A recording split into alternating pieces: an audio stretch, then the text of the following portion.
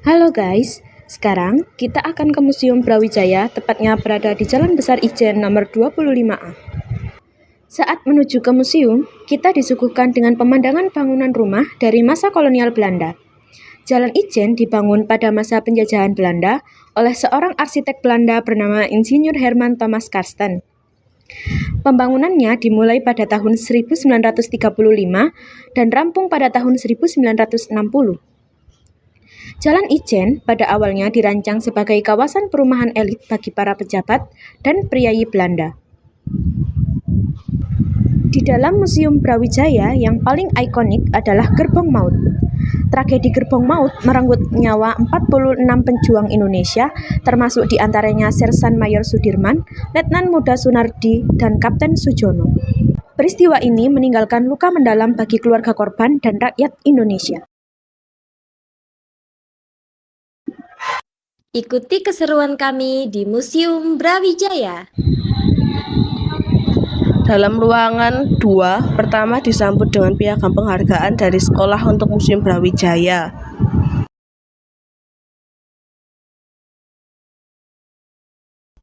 Selanjutnya ada senjata yang pernah digunakan oleh pemberontak PRRI Sulawesi Utara yang berhasil dirampas oleh Satgas Kodam 8 Brawijaya pada tahun 1958.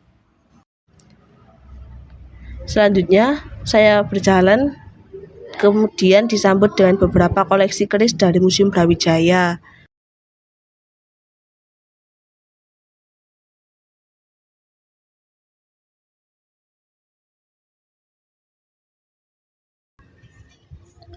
Kemudian ada bejana besi yang berbentuk pengayuh air, dalam bahasa Jawa disebut sewur, berasal dari Portugal. Pada tahun 1975 di Timur Timur terjadi konflik, maka peralatan ini berubah fungsi dari alat pemandian menjadi sumur penembakan dan perlindungan yang dapat menyelamatkan jiwa prajurit TNI. Selanjutnya ada meriam hasil rampasan dari Portugal pada waktu operasi Seroja pada tahun 1975 hingga 1976. Meriam ini hingga kini dapat digunakan. Setelahnya, kemudian saya disambut dengan beberapa koleksi dari Museum Kodam Brawijaya yang lainnya.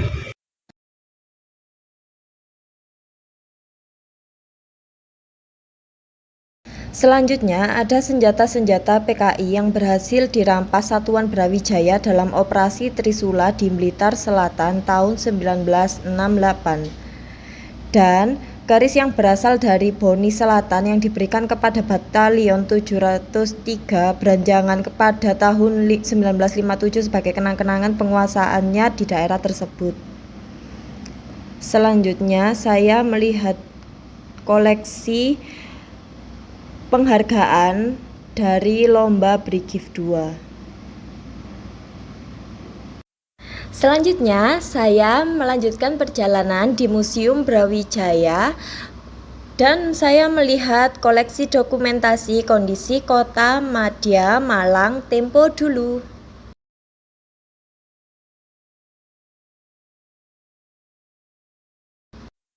Pada etalase selanjutnya di Museum Brawijaya ini ada mata uang Timor Timur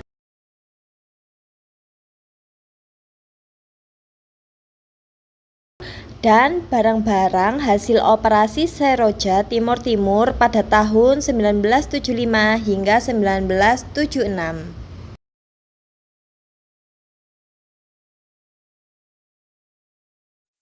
Di bagian berikutnya terdapat etalase yang berisikan dokumentasi tentang operasi penumpasan gerombolan D1 T2 Karto Suwirjo di Jawa Barat.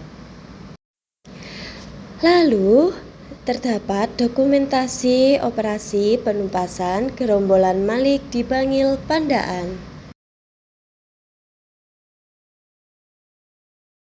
Di museum ini juga terdapat dokumentasi operasi penumpasan gerombolan Kahar Muzakar di Sulawesi Utara.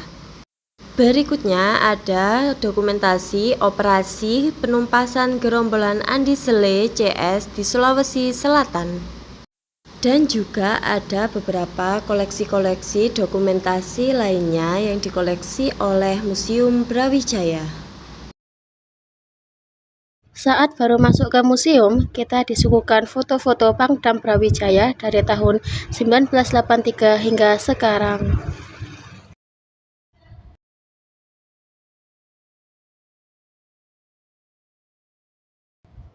Di sini terdapat mobil DeSoto yang merupakan buatan pabrik DeSoto USA yang digunakan oleh Kolonel Sungkono pada tahun 1948 hingga 1950.